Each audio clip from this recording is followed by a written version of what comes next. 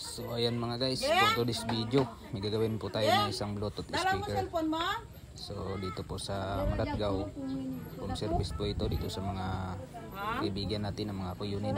So ang nangyari po dito ay pumutok po yung kanyang power supply. At yan po siya, pumutok pati fuse. So pinutol ko na lang po yan at nag-convert na lang po ako dyan ng ibang power supply. Anong kukunin mo?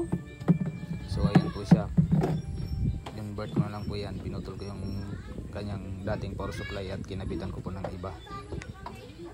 So tatry po natin to kung gagana. So pasensya na kayo sa video ko dahil maingay po itong mga kuyunin dito eh. Pasanin mo na ito pa uwi. At lalagyan lang po natin ng bolt para hindi siya mahulog. Uy, marit po.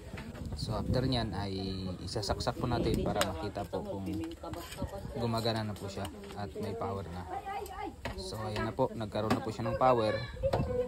At sigurado po ako na okay na po itong Bluetooth speaker ni customer. So hanggang dito na lang po aking video. Maraming salamat po sa inyong lahat. As I look into your